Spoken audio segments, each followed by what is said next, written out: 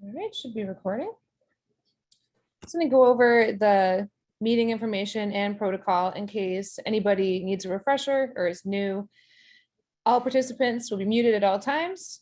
Questions and comments to the developers and or attorneys will be directed to the OHNC host who will read them aloud.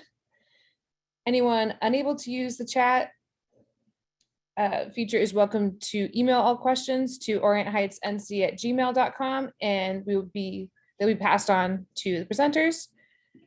So I'm still letting some people in here from the waiting room. Oh, another person. Okay. Attendance will be taken via a Google form and responses will only be accepted from the start of the meeting until the end. Marking your attendance ensures your voter eligibility, as voters must have attended 2 out of the 3 regularly scheduled OHNC meetings or be in a butter to the property being voted on. We have a few proposals that are up for a vote tonight, so make sure that you mark your attendance. A couple more people in the waiting room, so I'm letting them in. Let's see. A recording of the meeting minutes, responses to any questions that weren't answered during the meeting, and copies of any presentation slides, if we have them, will be provided following the meeting. We send those out via email, post them on Facebook. The videos we upload to YouTube as well. So as I mentioned earlier about voting, we vet all the votes to ensure that the individual is eligible either by being in a butter to the property or an attendee of 2 out of the last 3 meetings. Your responses are confidential and not accessible to anyone but board members for the purpose of confirming voter eligibility.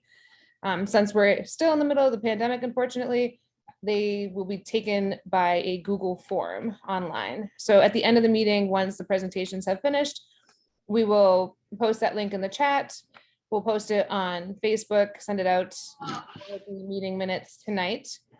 And then tomorrow around noon, we'll close out the Google form for voting, make sure all the votes are legitimate, and then send out the results. Probably along with the recording, because the recording takes some time to process in the cloud and with YouTube. So let's see. Jane Manning is asking about the attendance form. So let me just post that in the chat. Attendance form is here. And we'll post that routinely throughout the meeting as well to give everyone a chance to mark their attendance. So up first on our agenda, we have Officer Dan Simons. I also saw Joe Cintola in there too. So I'm not sure if we have both people presenting today. Yep, I'm here. Hi. Hey, welcome. Hi, I'm Captain Kelly McCormick. I'm here also. with PD's in East Boston Rescue. Someone threw him out of a car 8 years ago, and he's been with us ever since. So PD thought he would attend the meeting to assist today. Talking about cold weather on dogs. Awesome. All right, Danny will give us the stats, and then I'll go through what's going on in the town. You want to go first, Cap? Oh, go ahead, Danny. I'll go after you. Okay, great. Tony, can you hear me? Yeah, we can hear you.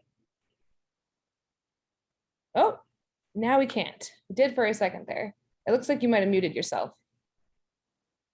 Yep. All right, I'm back.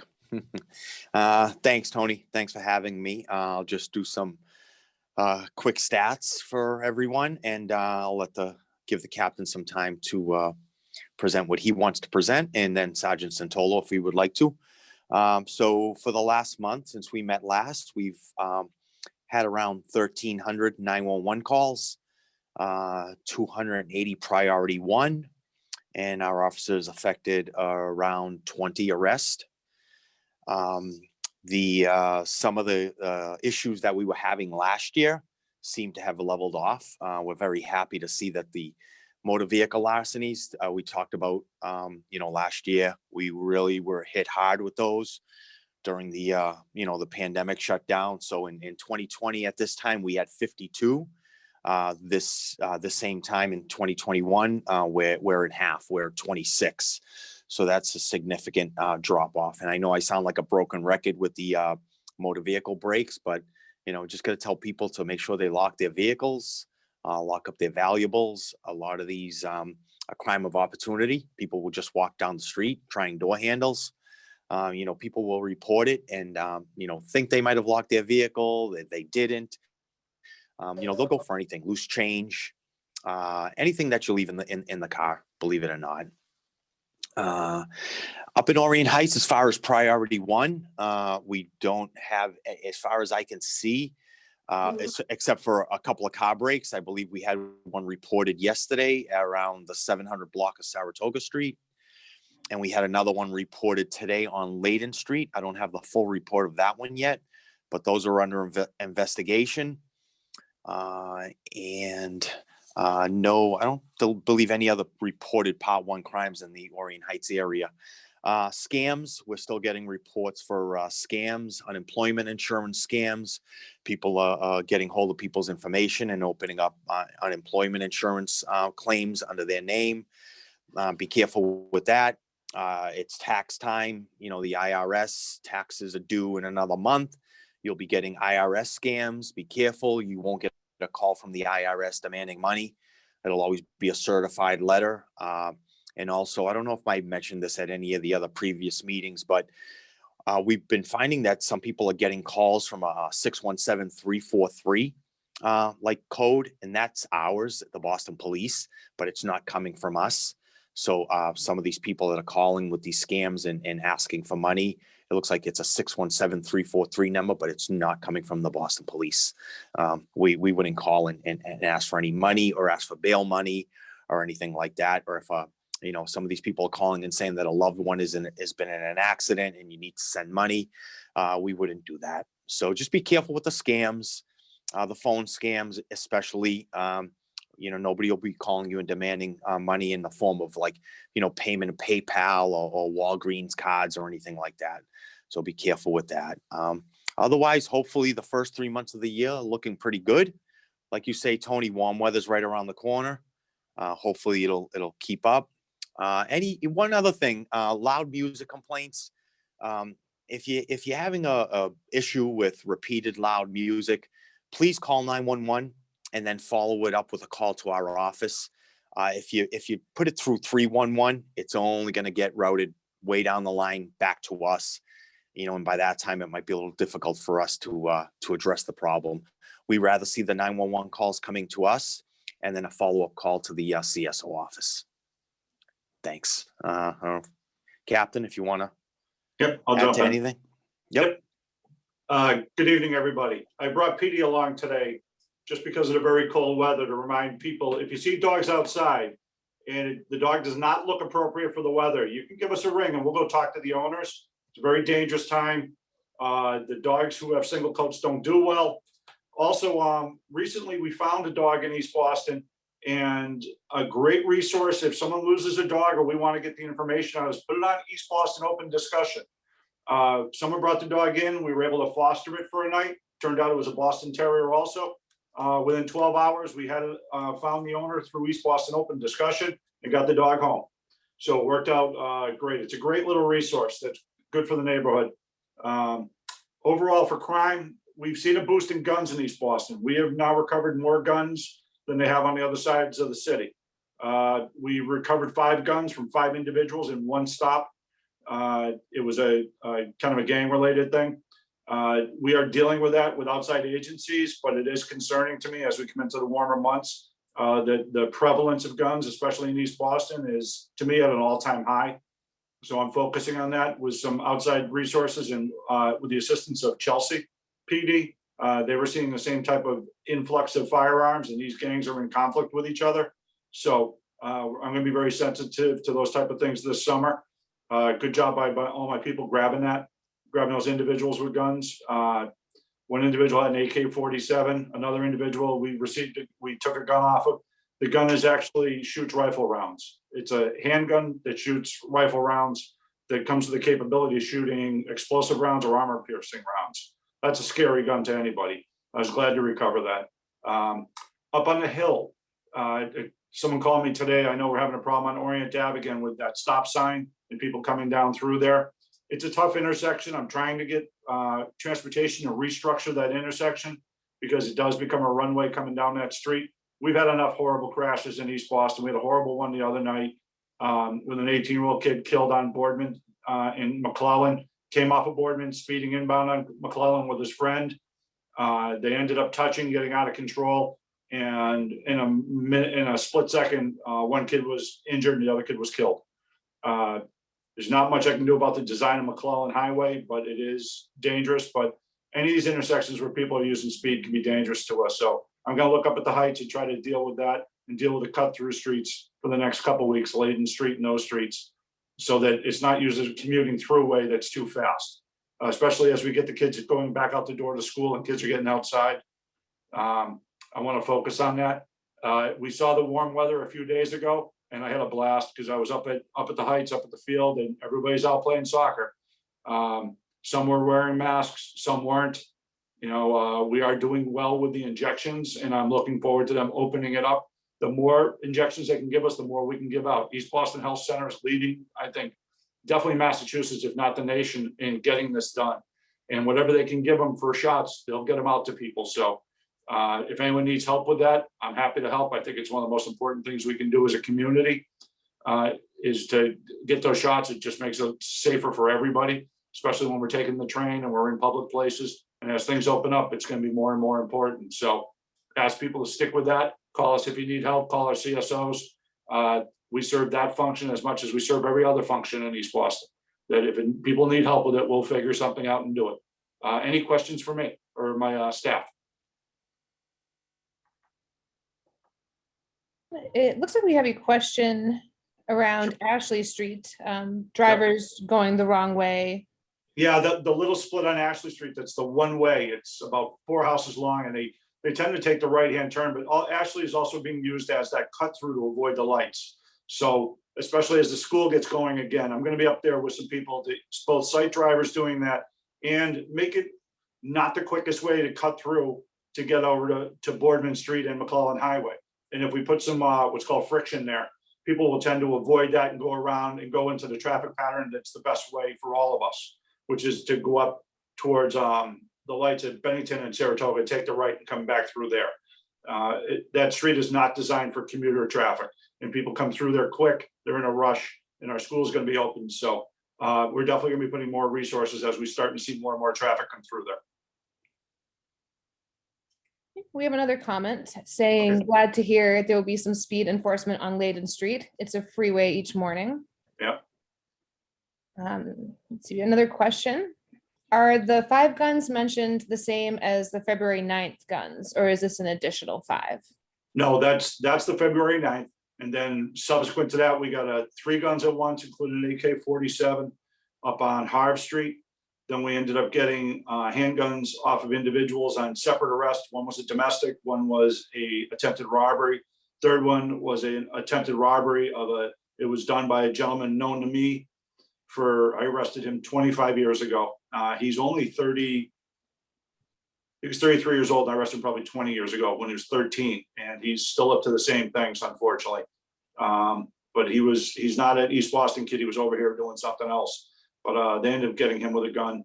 And I think that's about it. So yeah, the 5 guns were down at Liverpool Street, right at Maverick Landing. A couple of people taken off there were some serious gang members. So hopefully that will quiet things down. But they have a historic feud with East Side Money, which is a Chelsea gang who is now kind of getting new legs. And we know they were chirping back and forth on social media, calling each other out for a shooting that night. We got lucky and intercepted it, but it's unusual. 5 kids, 5 guns. I've only gotten that in a gang unit, and only once when I was there, and that was only 4 guns. So 5 kids, 5 guns is my first experience getting something like that, which obviously makes me concerned. Doesn't look like we have any additional questions coming in. Okay. I know you got house buildings going on. I've been seeing it up on Bennington Street. I think it's 1098 Bennington. I think that's on your schedule tonight. That's preceded a lot of talk around the community. Is that on your list tonight? Nothing on Bennington. Oh, okay. I saw it on East Boston Open Discussion. It's a 3-family house. They're gonna knock it down and put 6 units in, and the usual neighbor concerns. We don't have any say in any of that, but we do watch that because it's about being good neighbors and, you know, the tensions that can draw unnecessarily, even if someone moves in there and they start to become the focus of the energy instead of the builder. But, you know, we're just getting more and more crowded all the way up in the Heights, up in Cowper Street, up in Coleridge Street. I was there this weekend speaking with the neighbors on Coleridge Street, and they have concerns about such a large project going in on top of them when there's another one just built right around the corner on Wadsworth Street and another larger one building on Cowper down by Homer Street. So we're getting a lot of new neighbors, I hope, and hopefully good neighbors, but does cause tension in the neighborhood. So we're aware of that. We're trying to work with everybody to make it work for everybody. Thank you for that.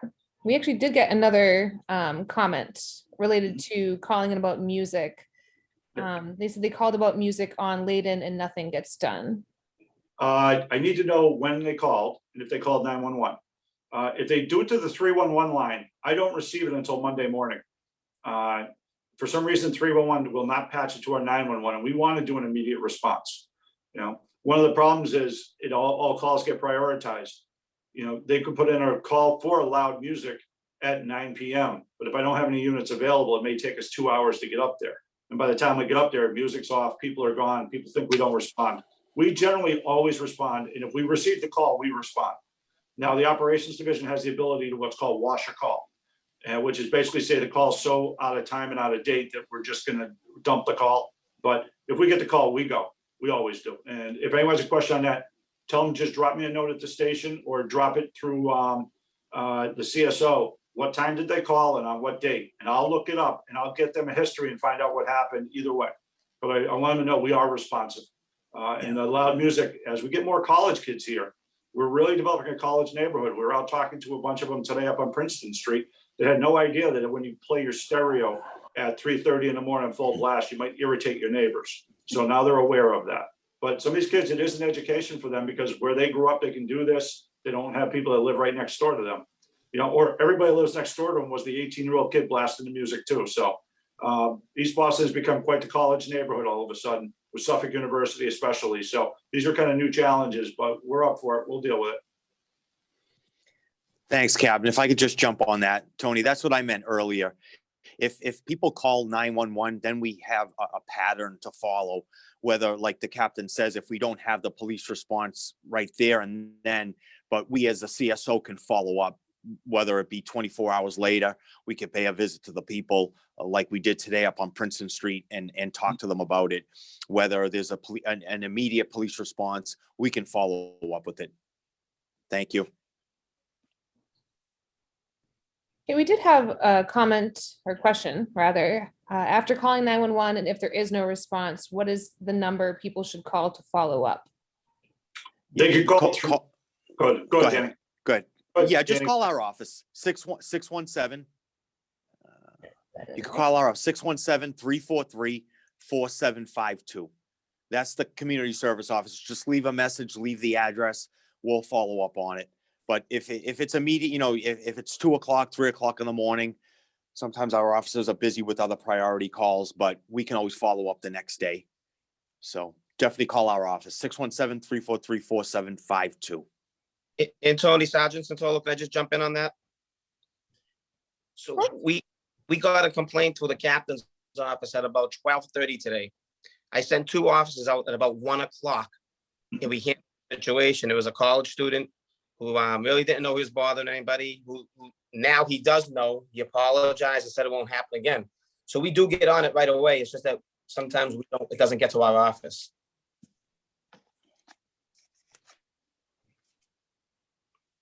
It looks like that's all of the questions. Okay. All right, Awesome. Tony, thank you very much. Let everyone go. We'll see everyone when the weather gets above 0. And we'll be out there walking around doing my thing. I'll see everyone at the beach too. Thank you all so much. Thanks, Okay. Cap. Bye-bye. And Tony, I just want to congratulate everybody up on Layden Street who came out for Sal's birthday party, the 100-year-old veteran. I thought it was excellent. My uncle's from that, actually lived right across the street from him. And that's actually part of the neighborhood I grew up in. I mean, I was so proud and I was so pumped when I got home to see that from everybody up there. So congratulations and good job up there. Mhm. Plus, if anyone has anyone like that, please let the CSOs know. We're happy to help with escorts. If it's a birthday, it's grandma's big birthday, it's a kid's birthday who hasn't had a chance to have a party because of COVID, we'll get everyone together and we'll bring them right through. We do this. It's a lot of fun. It really is. I was honored to do it for the veteran. We missed one. I just found out we have a 103-year-old veteran who from the 82nd Airborne lives on Bremen Street. But he called us and said, "Oh, don't worry about it. You can do it for my 104th birthday." We'll do it next year. Yeah. Fourth birthday event. Well, yeah, any of those, we really like doing those. I love doing them. It's a great way to just see people and keep the neighborhood close when we don't get an opportunity to get together in other ways. So if someone wanted to organize that, would that be the same phone number for the community service office? Call- Okay. Yes. Call me, grab me when you see me out on the street.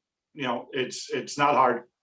We're happy to help out. Sometimes it can become a manpower issue, but I haven't had one yet that I haven't figured out something and gotten it done. So, you know, we like to as an organization. I know the mayor likes it, but more importantly to me, the community loves it. So we're happy to do it. So we'll do our best. Great. Thank you so much. Okay. Awesome. Thanks, Tony. Thank you, I'll sign Tony. off. Have a All right, great thank you. night. You too. Bye-bye. All right. So next up on our agenda is a presentation from Boston Planning and Development Agency Representative Jason Ruggiero on the Plan East Boston initiative.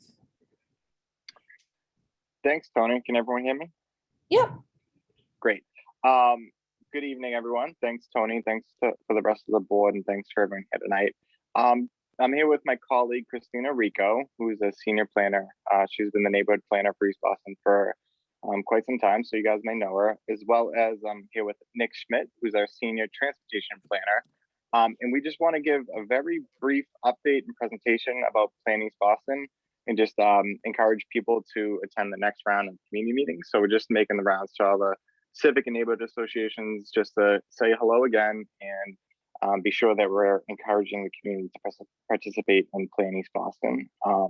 So can Christina share her screen? Does she have that ability? No. Should be able to.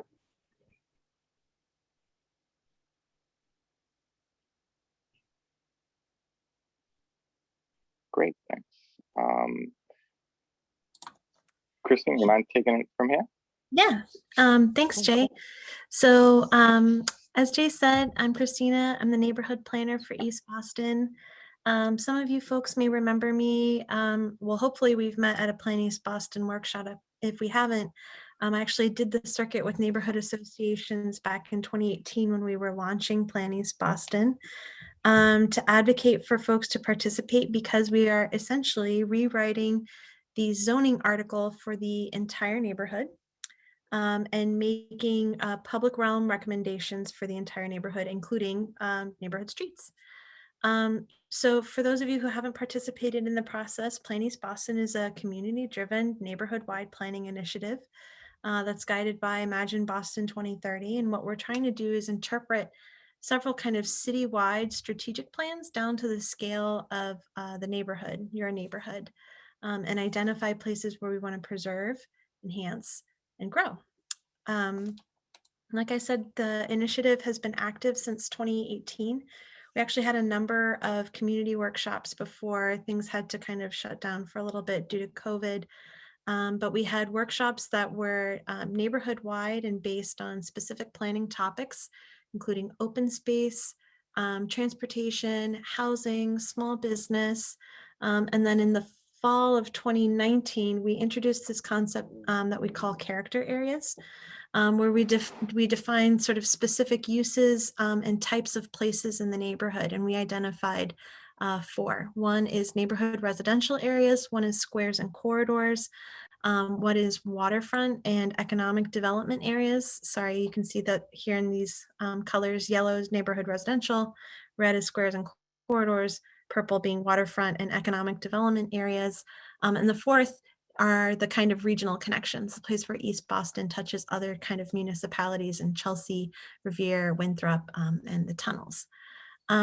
So when I say that we are, 2.5 years into this process, we actually had to suspend in-person engagement last March, obviously due to COVID. And we're not really sure when we'll be resuming in-person workshops again, but we are going to be resuming community engagement. So for the moment, it's going to be entirely online, which is new to us, not new to you guys. It looks like everybody has successfully transitioned their neighborhood and civic association meetings to online portals now. But this will be the first time that we're rolling out specific recommendations. So in other phases of the planning process, we were asking people to identify the challenges and opportunities as they saw it in the neighborhood. We've taken that feedback back and interpreted into specific recommendations that we'll be sharing with you guys starting in April.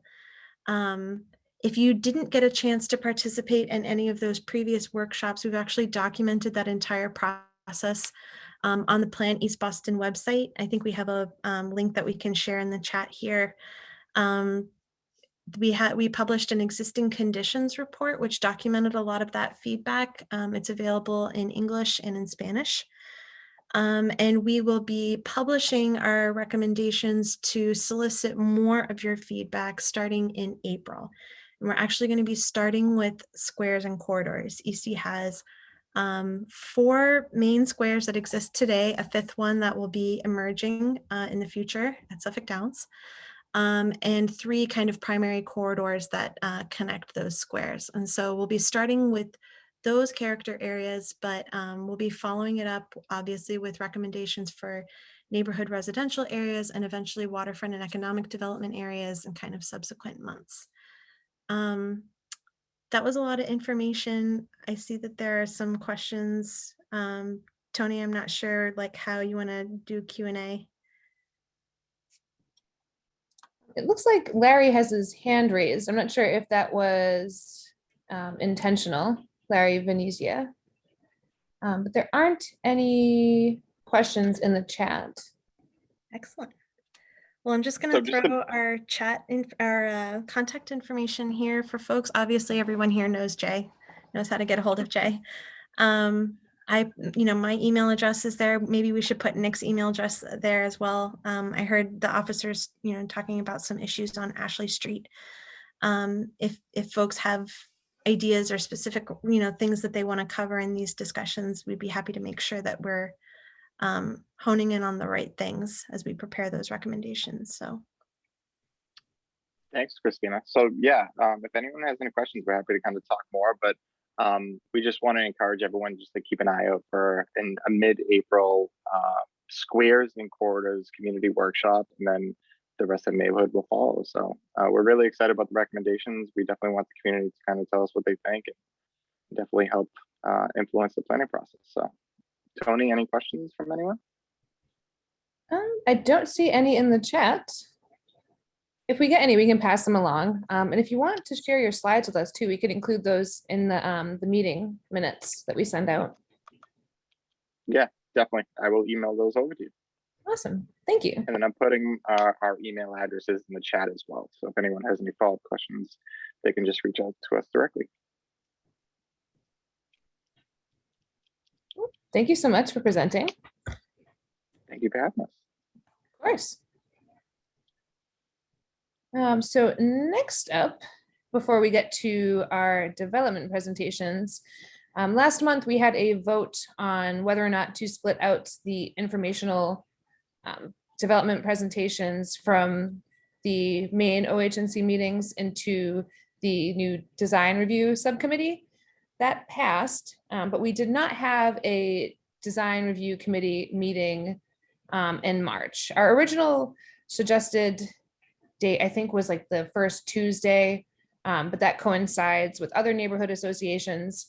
So what we have scheduled right now is the first Thursday of the month at 6 p.m., meaning that the next meeting would, in theory, well, the first meeting, since there hasn't really officially been one, would be April 1st. We don't have anything currently on the agenda for that. we expect to. Usually, lately, we've been getting a lot of emails about proposals. I do want to, we have Mary Berninger tonight to present for a moment on this new subcommittee and our like proposed meeting times and whatnot. But I want to give a brief, I'm gonna share my screen to show you on our website, which is ohnc.org. I put up the schedule for the design review committee. In here, we also have a development project application form, and that's for every month. So if you are a developer, architect, attorney, if you want to present a development proposal at one of the meetings, there's a form for each month. You can submit that, and then it's pretty basic info. If people are familiar with the Jeffreys Point Neighborhood Association, they ask for very similar information. And we actually give you the Zoom link. You confirm the exact date. So there's no emailing us. And you know exactly when and where you are presenting. Also, in case anyone didn't know, we have our regular meeting schedule on here, along with the recording, meeting minutes, voting results. And this one here for today will be updated following this meeting. So that being said, I believe Mary is on the call. I am. How are you? Good. How are you? I'm fine, thank you. I wanted to give a few remarks tonight because I don't know how many people are on the call who remember when the Orange Heights Neighborhood Council worked on its boundaries. This was a few years ago when there was some, I wouldn't call it tension, but the Harbor View people, they wanted to have their own group too because we are distinct in some ways. And at that time, the city said that any development proposals that were in a quote unquote pipeline at that particular moment would be presented to both groups. But after those developments were done, each group would split apart geographically and there wouldn't be any overlapping. So to that point, I was a little concerned when I read about the design committee and that one individual would be on it. And I don't know if she's going to still participate, but when I looked at the geographical boundaries for HVNA, her house is clearly within their boundaries. And I bring this up because I would not want anyone from Jeffreys Point, Gove Street, Maverick Central, Eagle Hill, or Harborview coming over to Orion Heights to weigh in on things that really just impact our specific neighborhood. So what I was told was, and I understand from a couple of people now, is that the bylaws never reflected what the city said back then, that any new proposals would go to, if it was within the boundaries of HVNA, it would go there. If it was within the boundaries of Orion Heights, the developers and their representatives would present to us. So I would like to recommend that we revisit that issue because absent of a community-wide group, or community-wide being all of East Boston meeting at the same time, which could become quite cumbersome, we need, I think, this is my opinion, I think we need geographical distinctions because it's problematic for the developers, it's problematic for residents, trying to figure out, well, who has jurisdiction over any particular issue that comes up. So I think it's a new wrinkle that the design review committee is going to be faced with. And, I'd welcome other people's, input in this, but I really think that we need to talk to the city. We need to clearly understand where we are with regard to geography.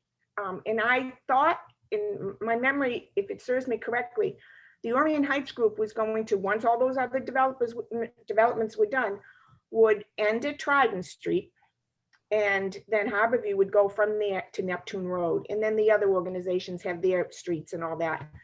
But that's what I wanted to say before we get much more into the rabbit hole of design review. I really think we need to revisit it. So that's all I wanted to say. And I'll, mute myself for now and hear what other folks, have to say if they really do want to say anything. Thank you. Thank you. Gail said she would like to revisit how the boundaries even came to be determined as well. And that's something that we can do. We can reach out to the city and see what they consider the boundaries to be, and then perhaps present that at our next meeting and see if we want to vote on amending the bylaws.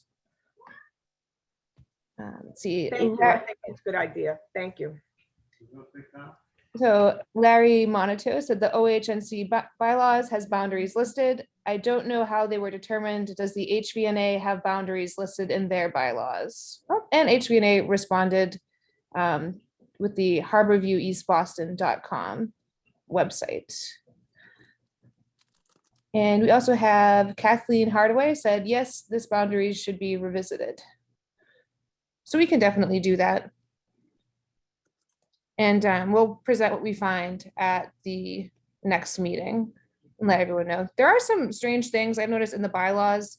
Like we mentioned having a treasurer, but only once. And then when it comes up to like the voting cycle, which I think is every 2 years, we're supposed to vote on the board.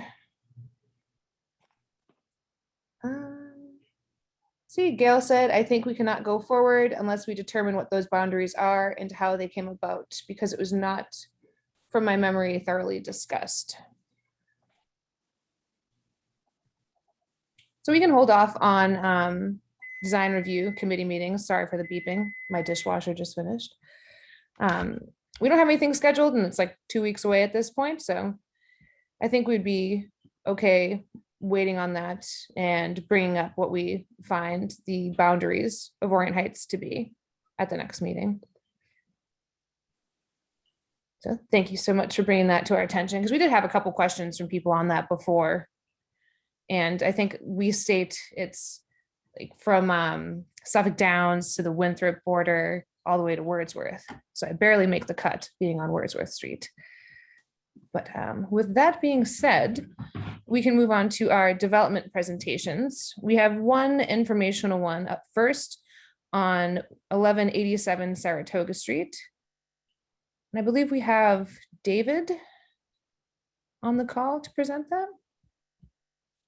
Yes, hello, Tony. Thank you. Welcome. Should I share the screen? Is that how? Yep, you can do that. Okay, great. Thank you very much, everyone. I guess the word development is sounds pretty humbling because what we're trying to do is correct an existing code violation in the basement. So let me just share this project screen with you. Just bear with me for a second. Okay.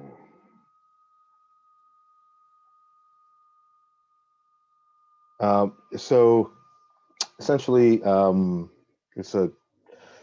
there's an existing basement unit, and the owner occupying the first floor would like to make a connection between the first floor and the lower unit. And the way to do that would be to have a dedicated stair that's existing in the back from the first floor unit to the lower unit, still have a common utility room for the two family, and at the same time construct a second means of egress for the upper unit.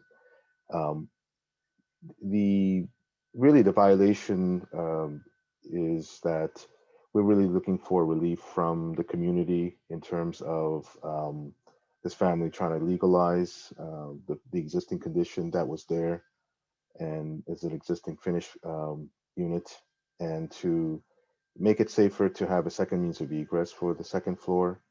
In terms of any kind of what you would see from the outside on Saratoga Street, there'd be virtually nothing. I mean, it's essentially, this is a back elevation, and you would see that all of the work would be done in the back, and it is within the setback.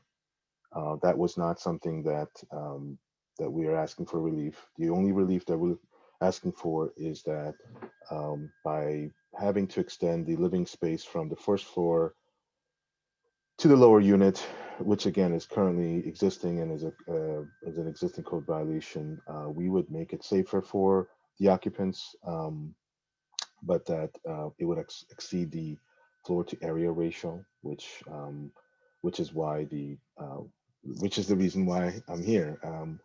And just wanted to say that this is not a development project per se. It's an owner occupied. We're asking for the neighbors for relief. We already had an abutters meeting. There was no objection to this. Actually, a couple of people came in support, saying that it's a good project to legalize that and to make it legitimate. And also, I did research whether this is in a flood zone. That was one of the questions that BPDA asked, and I did a thorough research. And even with the latest FEMA mapping, it is outside of that that flood zone. So yeah, so that's really what we're trying to do here. Again, we're asking for support of trying to get relief from the neighbors. Thank you very much. Thank you. Are there any questions? I don't know. Yes. We had one question on where the property is, but Gail responded to that saying 1187 Saratoga. One person said that the violation was an illegal basement apartment. Right. So it would no longer be an apartment. It would be an expansion of the living space that's by the owner occupied first floor. So they have a family, they want to grow, and we would not be asking for a third floor unit, a third unit. We would actually be just keeping it as a two-family, but extending it into the basement unit that's already finished out.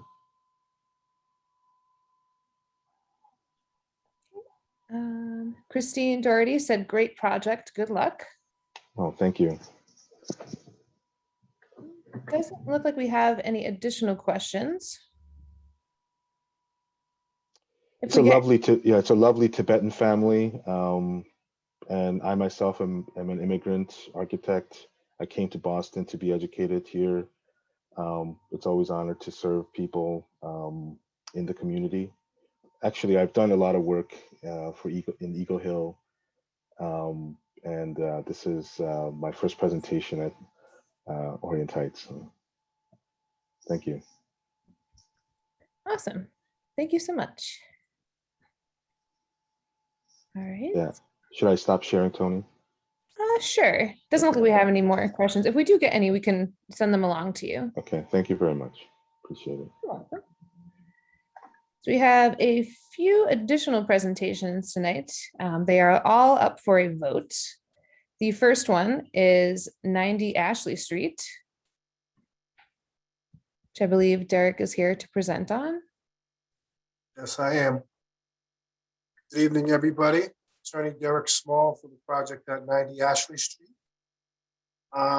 Today, we're here with a vote from the group with regard to our construction project at 90 Ashley.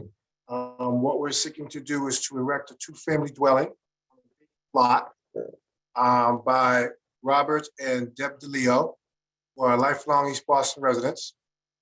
And they own the lot. They wish to build on it for their family so that they can remain in East Boston. The zoning sub-district here is a 2F4,000. Our lot size is 4,409 square feet. Our zoning violations are lot frontage, which is requirement is 40 feet. And we are proposing 32. See if I can allow me to share my screen. FAR is a 0.8 is the requirement. We are seeking or proposing 1.2. Side yard setback requirement is 7 feet. We have 5 feet, so we're only asking for 2 feet on the side. The rear yard setback is 40 feet. We are proposing 23.5. And then we have a violation for the flood zone. We do have approval from DEP and from Conservation Commission, as well as the East Boston IPOD. I'll go through the plan. Again, here's the site plan of the lot. As you can see, the DeLeos own at 80 Ashley Street, which where they live now, and that's the lot that they currently own. First, the bottom floor will consist of a living room, dining area, and kitchen area. And then on the second floor, they will have 2 beds and 1 bath. Each of the units is approximately 1,750 square feet. And as I said, it's a duplex.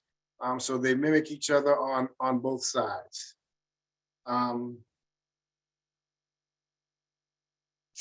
And there's no living space in the basement, as the ZBA has been very adamant about with new construction, not allowing or not supporting projects that have living space in the basement. And it would be tough to do living space in this basement as well, because it is a flood zone. So we are proposing no living space in the basement. Here you can see the front elevation of a duplex. As I said, the same on both sides. The height of the building is 33 feet. The building height requirement in this area is 35, so we are staying below the height requirement. And as you can see from the side elevation, because it's a flood zone, we will be putting helical piles to help hold up the building and to alleviate the issues with regard to water. In the back, again, we have rear yard setback is 40. We have 23.5 feet in the rear yard. Let me see.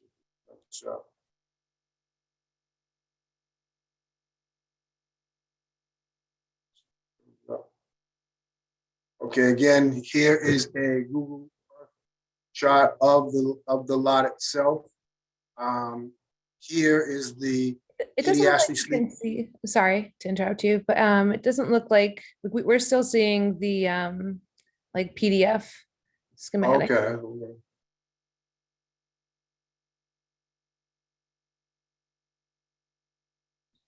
You're still seeing that. Okay, that's the. See if we can get that. Can you see it now? Not yet. It's just on your camera. Okay.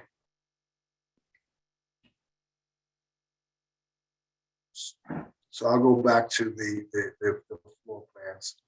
But again, pretty straightforward construction project for the DeLeos. Erection of a 2-family dwelling. As I said, they're lifelong East Boston residents. And just want to build a 2-family house for their family. I'll open it up for questions. Tony, if anybody has any. Okay, we have a comment and a question from Gail Miller. She Sure. said, I find it problematic to schedule a vote before abutters and those attending OHNC are thoroughly comfortable with getting enough information before their vote. And she also asked, are sump pumps being installed? I believe they are, yes.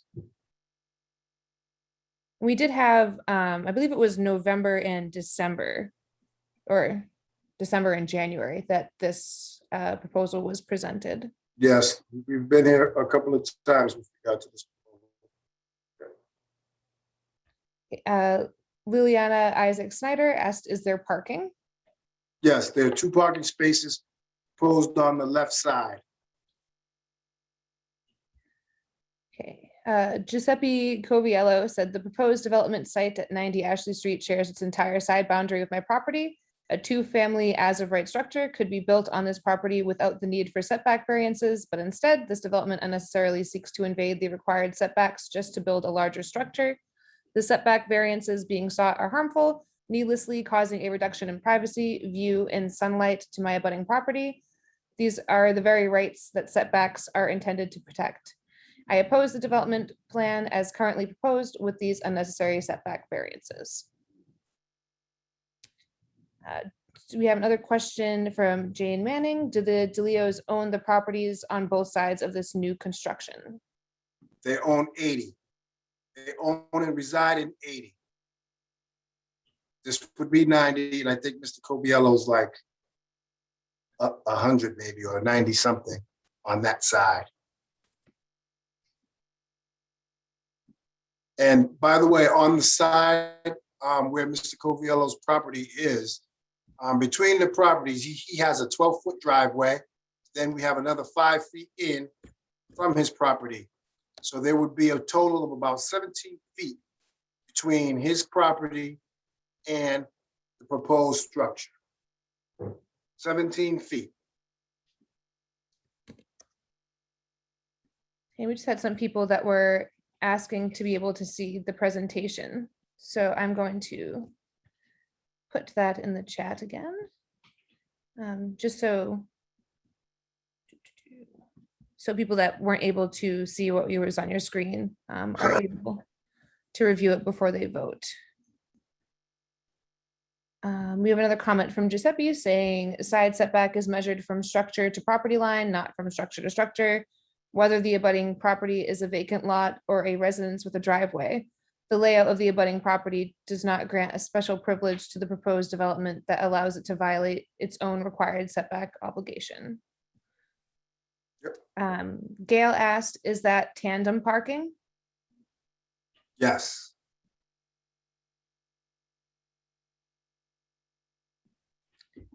Okay, let's see. Larry Monato said it appears as though the abutters' concerns are not being addressed. Well, his argument, Mr. Coviello's argument all along has been that it's too close to his property. So, as I said, he has a driveway that's 12 feet wide, then another 5 feet with regard to where the actual property line is, where the proposed building is going to be. That's what he's been arguing the whole time, that it's too close to his property.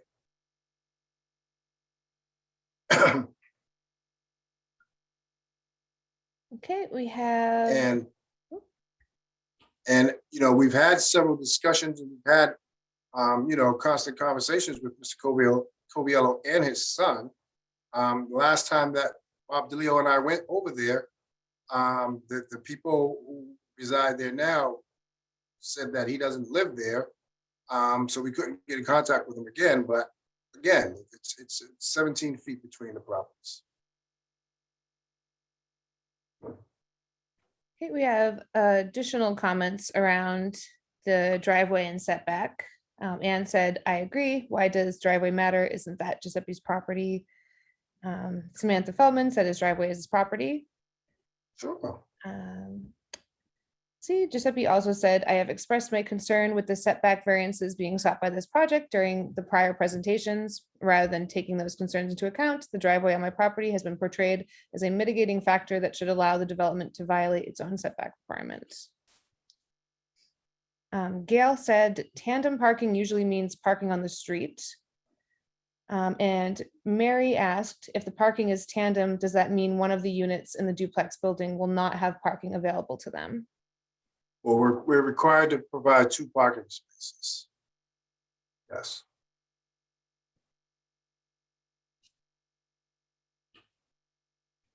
Okay, it looks like that is all of the feedback and questions. Oh, let's see. Anne asked, can you build smaller on the same lot?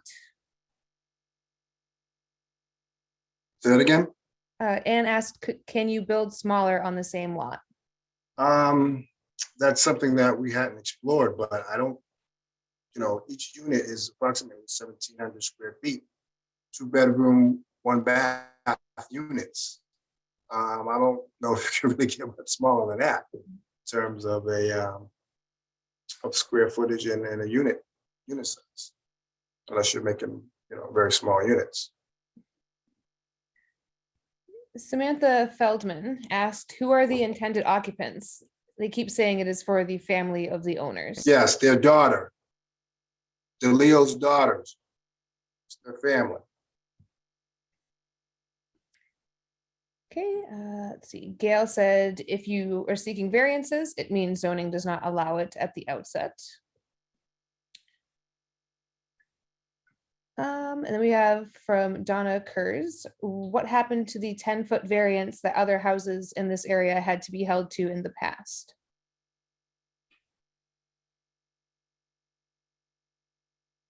10-foot variance, what? What happened to the 10-foot variance that other houses in this area had to be held to in the past? I'm assuming that means the setback on the side. But I'm not positive. I'm not aware of that.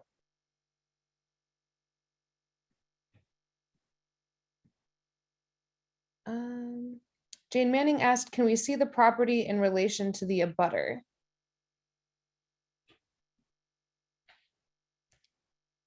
Well, let's see if we can.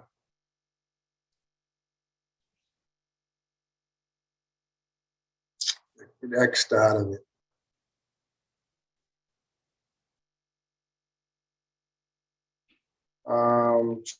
I can send it to you because it's not up anymore. Okay, let me see if I can just bring up. I think I sent it to you too, Tony. I put the presentation in the chat. I can link it again. But I think, let me see. I'll post the presentation and then I'll pull up a map of 90 Ashley Street here. Doo-doo-doo. So just make that a bit wider and I will share. So this is 90 Ashley Street. And if we do, let's see, is that, am I on the correct side? Am I on the wrong side of the street here? Do, do, do, do.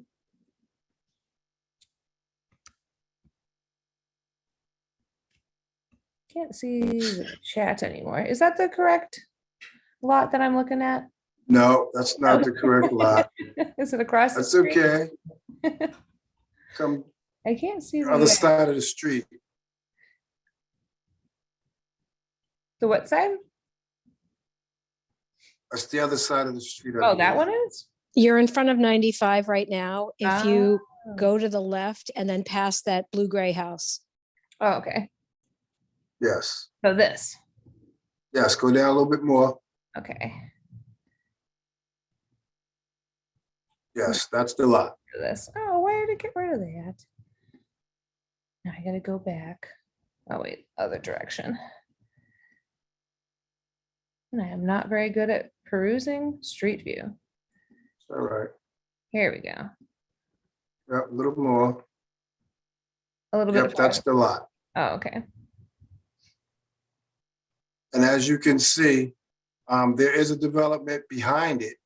You have a 9-unit building being built on the backside of that. When they're going to fill in that with a 3-family that this body also supported. So we're just trying to put a 2-family right on their lot here.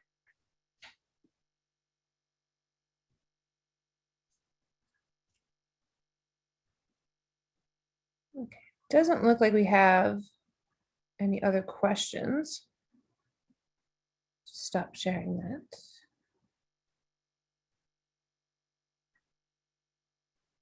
Let's see. Giuseppe commented again, the setback variances are unnecessary.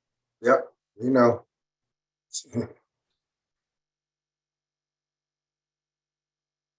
Well, if that wraps up questions, then this will be going up for a vote following the next 2 presentations. Okay.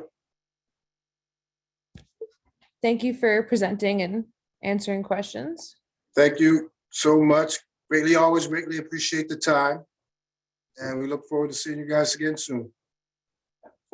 Take care.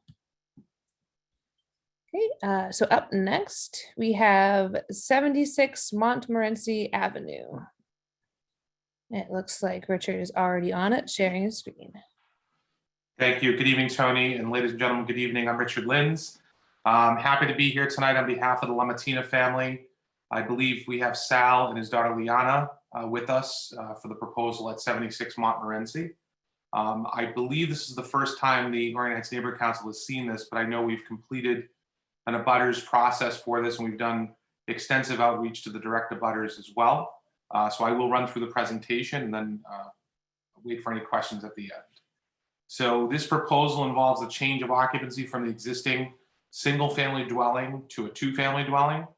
We would renovate the existing owner-occupied single-family home. It sits on about a 5,300 square foot lot. We are proposing a lower level addition of new living space that would remain the home of both Sal and his wife Lisa. And then Liana and her fiance Angel would occupy the main house with some renovations that would be accomplished as well. So this is intended to remain in the family as an owner-occupied home.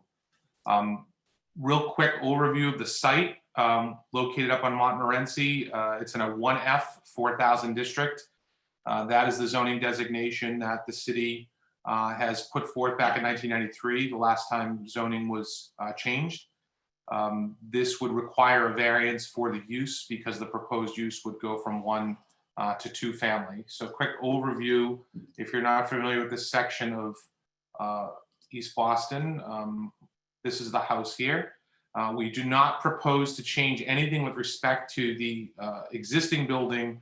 This is merely an addition off to the rear and the side only. So it's a different view looking back up Montmorency. And this is the rendering that's been prepared by the architect. We do have Brianna Romulus from Joy Street Design who handled this. And as you can see, the existing building remains entirely intact with the addition being proposed towards the rear and off to the right side of the building. The addition doesn't come any higher than the existing first level. So we're not proposing to change anything with respect to the height of the existing building. It's a relatively contemporary design, but something that certainly complements the existing structure that exists. If you're looking from the side, a small little courtyard here, and then you could see the addition off to the rear, as well as the entranceway that would be accessed from the side yard. So our site plan shows the extent of the additions here. And again, you see the white area is the existing structure now, and then the proposed addition being shown, again, to the rear and the right side of the property. We do identify all the setbacks, which I'll go over as part of our zoning summary. So we have our basement, existing conditions for our basement floor plan. There's storage, basically, as well as an enclosed porch, basically at the lower level. And then the first floor plan includes living room, dining, kitchen, and a small sunroom. And then the existing second floor plan shows 3 bedrooms. We show the existing elevations, looking at the front of the building on the left side of your screen. And then we see the right side of the building with the sunroom at the lower level. Looking at the left side of the building on the left side of the screen, and then the rear of the building as well. So the modifications would maintain some storage at the lower level in the basement. It would create living room, kitchen, living area, a bedroom, office, den, and the sunroom. As you move up to the first level, there would be some renovations as well and some reprogramming of the space that would allow for a deck and a bedroom. And not really making any change to the second level plan. We would just simply recategorize one of the bedrooms into a family room and maintain 2 bedrooms. So looking at our elevations, as I said, nothing comes higher than the existing first level of the building. There is somewhat of a grade change from Montmorency down towards Faywood Ave. So most of this structure would be below, most of it below grade of Montmorency, but again, keeping in height with the existing building. Again, just looking at the various angles based on the elevations. And then our zoning summary and our variances that are necessary. As I said, this is a 1F 4,000 district. Therefore, because a 2-family is forbidden, Sal and Lisa and Liana and Angel would require a variance. We do meet the minimum lot size because it does require 4,000 square feet, and they do have an excess of that at 5,397 square feet. They meet the required lot frontage by having a little over 41 feet. And they do require relief for the proposed side yard at 1.5 feet on the right and 2.4 feet on the left. 10 feet is the requirement. There is already an existing non-conforming condition on the property already. However, because we are proposing the addition and not meeting the 10-foot side yard setback, a variance would be necessary for that. We don't make any change to the front of the building, even though the modal setback would be allowed. There is no variance necessary because there is no change to the front. The rear yard is being reduced. What's allowed is 35 feet. We are bringing it down to about 29.5 feet, but I would submit that the abutters to the rear are not impacted at all by this proposal, simply because of the grade change from Montmorency to Faywood. We do exceed the floor area ratio. The allowable limit is 50%. So 2,698 square feet would be the maximum amount of floor space you could have in this property. And we are increasing it up to around 3,300 square feet, and that's over both units. It takes it up to about a 0.61, very consistent with the density of the surrounding area, and therefore we are requesting a variance. We don't change anything with respect to the existing height of the building, so no relief necessary for that. And we do propose more than enough open space on the lot. It is, again, in excess of the minimum lot size of 4,000 square feet. Last but not least, because this is an existing single-family dwelling that has no off-street parking, we aren't proposing to add any off-street parking. We're only required to provide one parking space under the zoning code because we're adding one unit. And as a result of that, we would have to have we would need a variance for the one parking spot. In looking at this, we did examine whether or not adding off-street parking would make sense. The city's policy, when you're adding only one parking spot, is not to grant a curb cut permit, to only allow for one parking space. So unless we were going to add 2 parking spaces on site, it really would make no sense to add a parking spot. So we're going to request the variance consistent with city policy to not cut the curb. We had our abutters meeting on February 23rd. Sal and his family have done outreach to all their direct abutters who I understand are in support of this proposal. We're not aware of any objections to the proposal. So we're requesting a vote this evening, which is, we feel, a relatively straightforward proposal. And we do have a Board of Appeal hearing date already scheduled for April 6th. And we are hoping to appear that day and move forward with this proposal.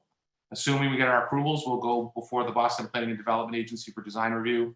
That would occur sometime after the April 6th hearing, assuming we get our approvals. We could anticipate permits issuing sometime spring or summer this year, and we think construction would take anywhere from up to 6 to 8 months to complete. So with that, I am happy to address any questions or comments. Larry Monito said, has there been any comment from the direct abutter on the left with regard to the side yard? Direct abutter to the left is in support of the proposal. They were present at the abutters meeting. Mary said, very nice renovation. Thank you, Mary. We have a question from Donna Kurz. Size of this addition aside, why would they not want to match the facade of the existing house to match the neighborhood? That's a good question.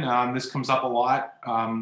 So the house that that presently exists on the site is a bit unique for that area. There are some other brick clad homes along Montmorency, but the architecture and design is a bit unique. It would be a little bit of a disservice to try to replicate what's already there, since this was built some time ago, and pretty consistent with the approach to design and additions is to look at a more contemporary approach that picks up certainly some of the lines and ideas that you have already existing on the site. We think that this approach fits well. It does give it its own identity for the property, and it's intended, these are ultimately will be 2 condominium units, and certainly gives a little bit of an identity to each of the units as separate independent living spaces. It doesn't look like we have any other questions coming up in chat. So it looks like that will be all for this presentation. And we will move on to 1132 Saratoga /70 Shawneen. Thank you. Let me just call that one up. Mhm.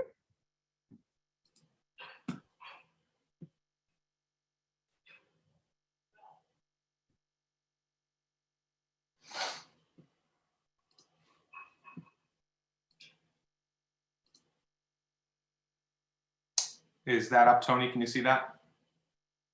Yep. Great. So again, on behalf of Joseph Trujillo, is the owner of the properties at 1132 Saratoga in the lot on Shawsheen. It is, I believe, now numbered 70 Shawsheen. I would have added that, but we were waiting on the inspectional service to give the address confirmation. So this involves, as I said, it's actually 3 lots. We are proposing to preserve the existing, it's already been renovated, existing 2-family dwelling at 1132 Saratoga. That has already been renovated, and there is a process underway to convert those 2 units to condos. We would be combining the remaining 2 lots, which are both vacant parcels, creating one new lot of about 9,200 square feet. We are proposing to construct a 6-unit dwelling with 6 parking spaces. And we are creating 4 parking spaces for the existing 2-family dwelling that will be individual condo units. The project that we're proposing is a tenant for home ownership. So these would be condos upon completion. I've identified here the gray area, which lays out the lots that are in, the green area that lays out the lots that are involved. It's relatively odd when you look at it because it does run into the rear yards of properties along Saratoga and Barnes Ave, but I can assure you these are both separately assessed lots and existing buildable lots in the area. So just a quick overview, bird's eye view of the properties along Barnes Ave here and the properties along Saratoga Street here. As you can see here, the lots along Barnes Ave are much deeper than the lots along Saratoga. So the impact certainly from this proposal would have a bit more of a concern for the abutters along this section of Saratoga Street based upon where we were proposing the property. This is the abstract from the Boston Planning and Development Agency. It does identify this as a 2F4000 district. We do have, again, this lot here at about 7,600 square feet, and the lot that leads out to Saratoga Street, which runs parallel to Shawsheen, is about 1,600 square feet. So here's the existing 2-family dwelling, again, being preserved. We just want to give you some reference so you can see where what we're looking at. Anybody who's familiar with the area knows that Saratoga Street has a higher grade than Barnes Ave, so this does slope down, where the lower level of the existing 2-family dwelling is fully exposed. There is a pitched roof, so there's essentially a half story here. This building to the rear would sit at about 3.5 stories total. So our original proposed site plan showed a building that was pushed a little bit closer towards the Barnes Ave properties with a driveway that would access the rear portion of the property here and create 7 parking spaces. We did reserve an area way towards the rear of the property for open space. I know that Joe has done some direct outreach with the abutters about concerns and comments that they would have relative to the extent of this development and how far back the building went, and then what the treatment would be for the rear portion. So with that, he's gone ahead and made some modifications to the project. And this is the revised updated plan. As you can see, he's expanded the green space area, the open space, pretty dramatically. It's about 85 feet from the end of the property line that he has closer towards the parking area. The properties at 11, 22, 24, and 26 would now have maintained green space behind them. The property at 1128 would only have the parking area. There's some screening and buffering that can be added here. And the building itself now only extends slightly beyond the boundary at 1128. Previously, it went all the way almost to 1126, which was much further than what we're showing now. In order to do that, we condensed the building a bit and made some modifications that we are hopeful are acceptable to the neighborhood. We think adding the amount of green space, reducing the parking area, and changing access to the property itself gives this a little bit more of a better approach. So we're showing here, again, just a little more close-up of what we've done. As you can see, the increased green space here is about 80, as I said, about 85 feet from the back property line to the parking area. Reduce the parking area from 7 spaces down to 6, and then reduce the building depth here so that we're, again, not going as far back as we originally proposed. And the last but not least is we eliminated the driveway off the side of the building, so we wouldn't have cars traveling back behind the building or beside the building behind the property. This would actually come under the building and then access the parking area to the rear, which cuts down on the vehicles actually traveling next to people's backyards on the Barnes Ave side. So our updated rendering, we are including a little bit of a modified mansard roof. This portion of the building along Shashin is now at 4 stories. This is not a full 4th story. I'll show you from the side elevations as to the difference when you get back towards the rear of the building. Again, trying to cut down on the bulk of the building towards the back portion of the property. We wanted to show this in relationship to the existing building itself. So these are 2 full stories here, plus the 3rd story, which is located at the basement level, and the half story here. What we're trying to do is keep in line, at least with the height of this building. We might be slightly above it, but certainly not that far out of context with the height. So looking at the overall updates to the plans, we have, again, the site plan at the top showing the green space towards the rear, a modified version of the setback on the front with some green space to the front as well as the driveway through the building, and then the 6 parking spaces to the rear. The building is now at 42 feet in the front, but as we show here, we don't bring that 4th level all the way back. That 4th level is strictly located behind the existing 2-family dwelling and the lot that's immediately adjacent to it. And then we taper it down to 3 stories as we get closer to the back of the building. For relief, this is a 6-unit proposal. Based upon the land that we have, a total of 4 units would be the maximum. So we do require a variance for use. Our lot size is at about, as I said, about 9,285 square feet combined. 8,000 would be required for 4 units, so no relief would be necessary for that. We do, under the exception, the lot width exception, we are below the 30-foot, 40-foot requirement. We're only required to have 30 feet based upon the exception in Article 53, so no relief necessary. We do require relief for the side yard. 7 feet is required on both sides.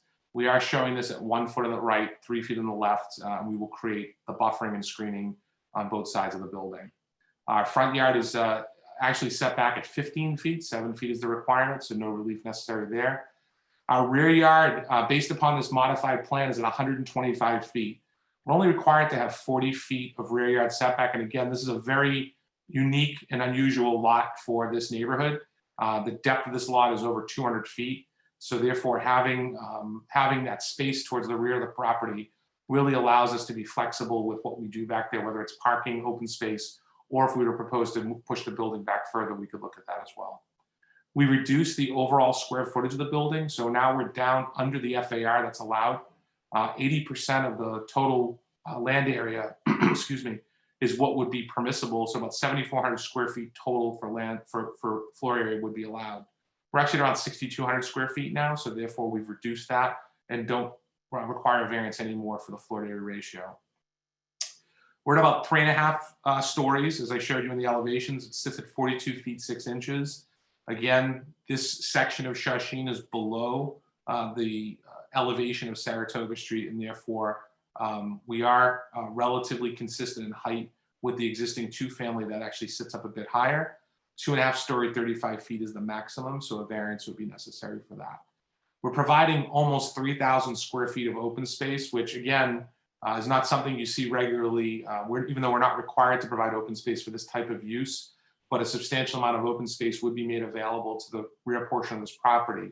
And therefore, no variance would be necessary for that. We are proposing a total of 6 spaces, 7.5 would be required, and therefore we need a variance for the 1.5 spaces. I would point out that with respect to the open space, I know there's conversations going on right now where some requests have been made to allow neighbors to utilize that area towards the back of their properties for additional open space. Joe has made a commitment that he's not adverse to doing that.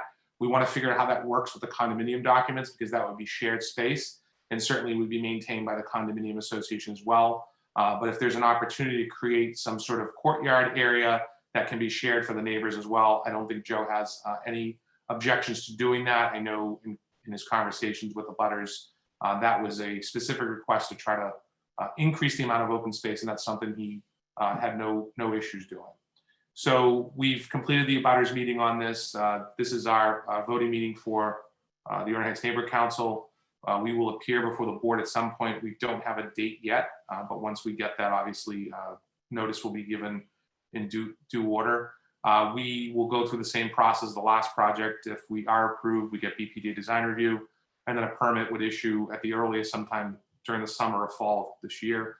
We think about 10 to 12 months to complete construction on this. So with that, Tony, I'm happy to answer any questions. Thank you. We did have a few comments around the realtor that sold this property being part of the zoning board of appeal. I know that was something that Lydia Edwards said she was working on, whether it's someone on the zoning board or a developer, realtor, whoever, having a conflict of interest. Well, this hasn't gone to the zoning board yet, so I don't know how that could be a conflict of interest. I think they just mean when it gets to the point of having a vote.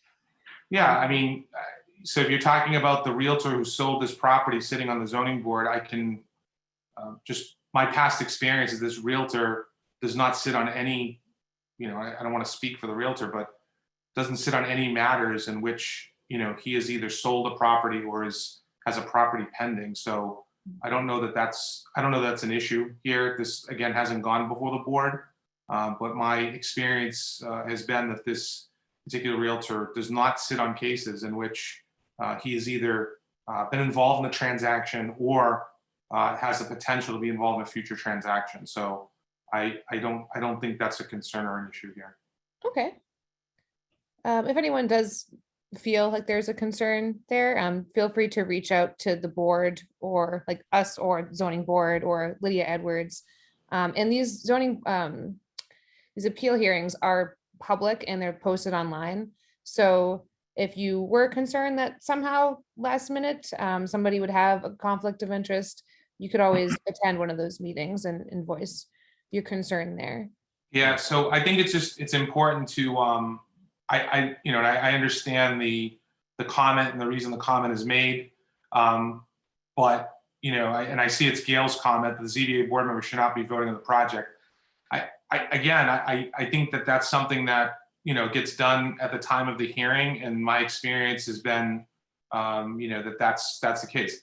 Just so people are clear, just because somebody sits on the zoning board and was the realtor on this project, the matter has to be before the board and then action has to be taken. So if that realtor would then sit and hear this case, then you certainly have an issue with that. But again, based on my experience, this particular person does not participate in matters in which he is has an active listing or has been involved in the listing of the sale of the property. Yeah, that was what Lydia Edwards had said last time. I believe that, I think it was for like proposals that were going forward. I know there was concern about ones that were like already in the pipeline. But it sounds like, at least when it comes to this proposal, we should be all set when it does. Like I said, I've been doing this for 20 some odd years up at the board. I think that, board members understand their responsibilities, and, we have no expectation that, this particular real estate person would be involved in the hearing itself. I don't anticipate it at all. Okay, we also did get a request for this presentation. If you wouldn't mind sending it over to me, I can include it with the meeting minutes if people want to review it before they vote. Tony, I sent you an email earlier, maybe just before the presentation started, with a link to both 76 Montmorency as well as this one. All right. Thank you. So those will be included with our meeting minutes right after this meeting ends. So Maria said the residents on Barnes will appreciate looking at a 4-story building.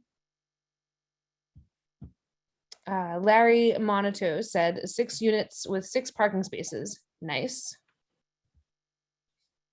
I'm sorry. I was trying to keep up the comment. So 6 units, 6 parking spaces. The comment was nice, as in like nice as in he appreciates it, or nice as in okay. I didn't understand what it was.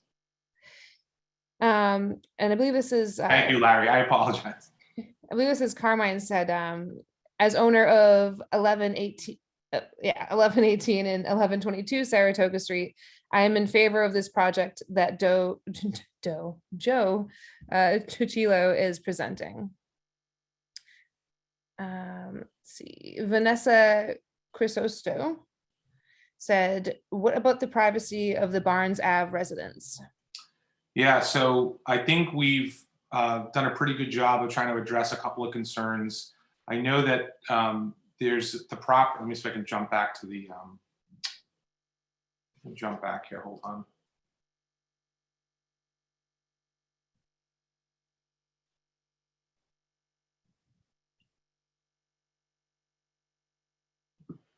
So it looks here that the only two properties that are really impacted on Barnes Ave is 123 and 127.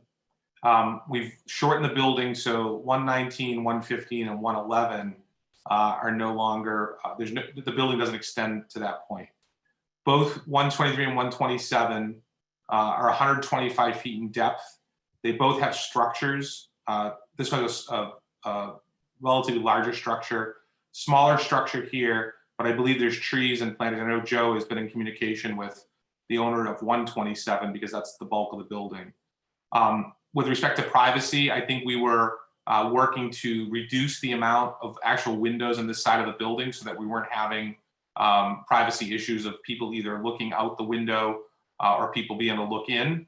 And I know that there's some additional plantings and fencing working with these neighbors on whatever they ask for. So again, we would probably have a fence running along probably most of the property, if not up until the open space area, and then working with the owners of 111, 115, and 119 to see, what it is they would want for, a view corridor out their rear yard. I mean, this is going to be improved. This won't be its current condition. It'll be landscaped and maintained. So this is actually going to be an improvement for a lot of these properties here in Saratoga and Barnes Ave as well. And then we will work obviously very closely with the 127 and 123 abutters.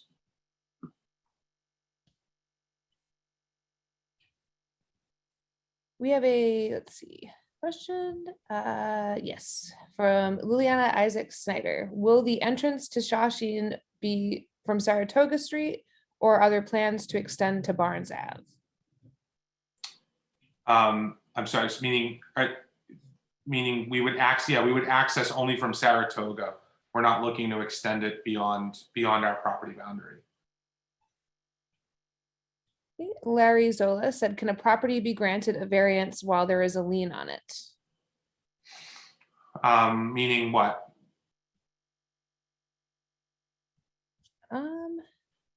Waiting on clarification there.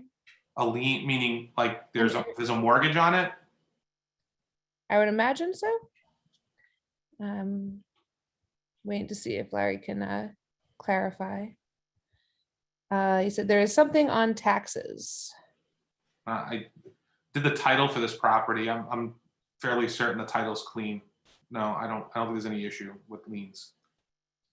Maybe from the prior owner, but those would have been disposed of at the purchase. Okay. Gail is asking, what are the positions of all abutters? Are they on the call tonight? I believe we heard from abutters at 118 and 122 already. I know Joe has spoken to 1124 and 1126. I know there was some outreach to 11, hold on one second, sorry about that. I know there's some outreach to 1128. I know there's been conversations previously with 127 Barnes Ave. I have personally spoken, I believe it was 111 Barnes Ave.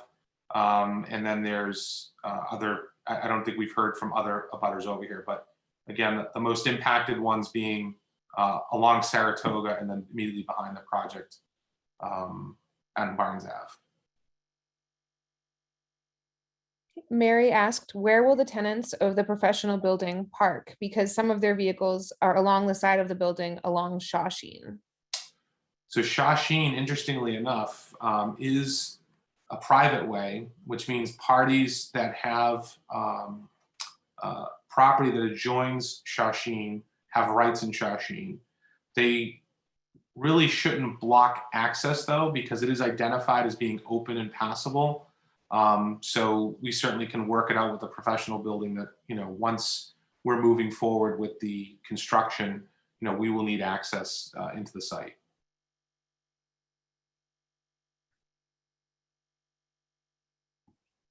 It doesn't look like we have additional questions. Oh, and I did post the slides in the chat. Oh, we have a question from Rob. Will the entrance to Shawsheen be from Saratoga, or are there plans to extend to Barnes Ave? No, I did, and this question was just asked, I think, from Yeah. Liliana. Yeah, we're only accessing from Saratoga, so let me jump back here a bit. So you can see this, let me see this section here. So you can see this area down to the edge of our property on Shawsheen is open. I don't know if it's open all the way to Barnes Ave. We have no intentions to, seek opening of it to Barnes Ave. So it would limit only access from Saratoga into our property. I assume, I believe this is the Cardillo property. They do not want it open. I assume anybody on this section of Barnes Ave doesn't want it open. We're with you on that. We don't have any intentions of doing that. We're not looking to create access off of Barnes to be able to come up that way. It's really access from Saratoga. Michelle Botticelli said 1128 is still concerned about the height on the building and how it will impact sunlight. Yep. Please give more detail on how you will create privacy for the abutters on Saratoga. Thank you. Yep, and I know Joe had reached out to Ms. Botticelli, I believe today, and I think he will be getting in touch with her directly regarding those specific issues. But as for privacy, I think reducing the amount of the depth of the building as much as we have, pushing a little bit further away and not having the driveway coming up the side of the property, all goes towards reducing the privacy concerns. Let me just jump back to the site plan to show you the extent of how far back the building comes. So originally our building was coming back to past 1128, which I believe is the Botticelli property, almost to the middle of 1126. That I know raised some concerns from those neighbors. It's now been pulled back where the end of the building is just beyond the property boundary at 1128. So most of 1128, behind 1128 is remains open. And that back portion of that building now, let me just jump to the elevation on that. The back portion of that building is really just these two windows here and the rear, just rear balconies. They're not even extended decks.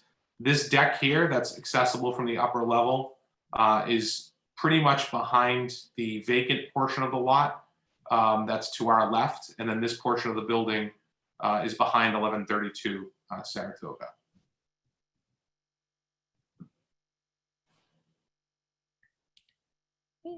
Joanne Mahoney asked, can you give an overview of where this project had been on variances and where it is now? Sure. So the use variance has always remained because of the number of units we're proposing. We don't require, again, the lot size variance or lot frontage. Our side yard variances have always been requested because of the width of the lot itself being at about 35 feet.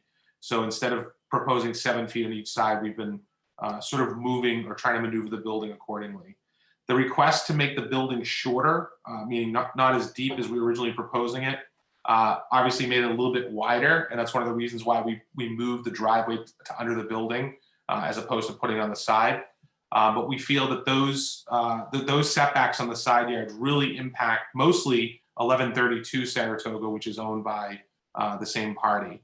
The buffering that we will do on the Barnes Ave side, we think we can address any setback issue, especially because those lots are about 125 feet in depth. We eliminated the variance of floor to area ratio. We went from, I believe we were at a little over 0.8. We're now below 0.8 at 0.66. So therefore we meet the requirements under FAR. The variances were always there for height. We were proposing this originally as a 3-story building. We've increased a little bit again to reduce the depth of the building. And that would allow for, again, addressing a lot of the comments and concerns we heard from abutters. And again, that height we feel impacts more of 1132 Saratoga than the other properties themselves. We increased our open space requirements, by increasing that buffer towards the rear. And then the parking was still always going to be a variance request as well.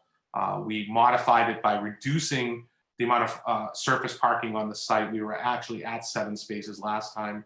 We still required a variance for that, but we've reduced it down to 6. It'll be 1 per unit. Okay, we have a question from David Cecier saying, in light of the increased traffic, will traffic lights be installed at the Saratoga/Shawshene intersection? It's a good question. I think that Boston Transportation Department reviews, development proposals all the time. Based upon the size of this project, again, this is my experience. I can't speak for BTD. My guess is they will not require it because, again, the size of the project is relatively small. I know it's large for abutters and people who live in the immediate vicinity, but it's relatively small when it comes to that type of traffic mitigation.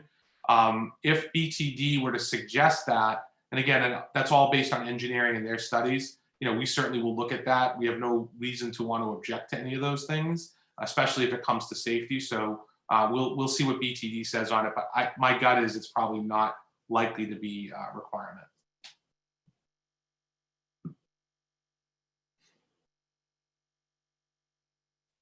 Okay, we have a comment from Karen on the same, it's Karen Burke, saying, yes, David, they need them since there was a crosswalk there and it's a crosswalk where people have been hit. But we don't have any additional questions, looks like. So I suppose that will wrap up all of our development presentations for tonight. And I will post the voting form in the chat. I'll also send it along shortly with the meeting minutes. And we'll keep voting open until about noon tomorrow. And then we'll vet all the votes and send out the results and the recording of this meeting. Oh, we have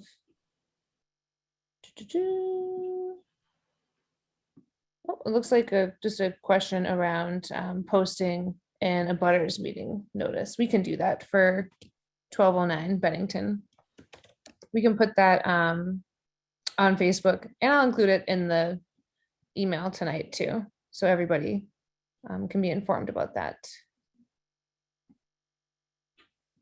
Giuseppe has one comment. I want to clarify a comment that the attorney for 90 Ashley Street made earlier when he said he tried to contact me about the variances but could not find me. I have abutted that property for over 50 years. As an abutter, I oppose the unvariances being sought.